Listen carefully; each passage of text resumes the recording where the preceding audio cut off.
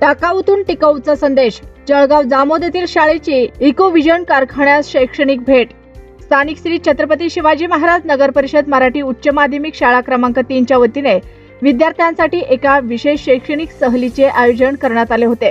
दिनांक 26 डिसेंबर 2025 रोजी शाळेतील विद्यार्थी आणि शिक्षकांनी परिसरातील इकोविजन या पुठ्ठा निर्मिती कारखान्यास भेट देऊन प्रत्यक्ष कामकाजाचा अनुभव घेतला.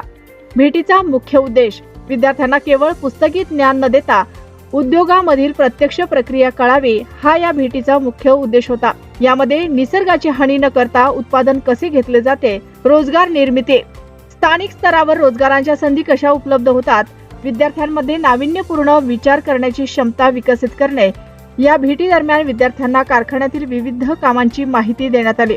नैसर्गिक संसाधनांचा शाश्वत वापर करून टाकाऊ वस्तूपासून दर्जेदार उत्पादने कशी तयार होतात याची प्रात्यक्षिक विद्यार्थ्यांनी कुतूहलाने पाहिले. या प्रसंगी अनुप पुराणिक सर यांनी विद्यार्थ्यांना मार्गदर्शन करताना सांगितले की पर्यावरण संवर्धन ही काळाची गरज असून त्याची जबाबदारी आपल्या प्रत्येकावर आहे.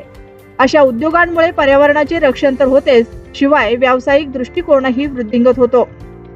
या शैक्षणिक दौऱ्याचे यशस्वी आयोजन मुख्याध्यापक अरुण पांडुरंग वानखेडे यांच्या मार्गदर्शनाखाली करण्यात आले.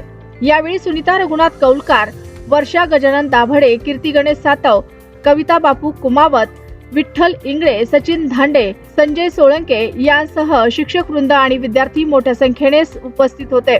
या भेटीमुळे विद्यार्थ्यांमध्ये पर्यावरणीय जाणीव आणि सर्जनशील विचारसरणी विकसित होण्यास मोठी मदत झाली असून ही सहल त्यांच्यासाठी प्रेरणादायी ठरली आहे.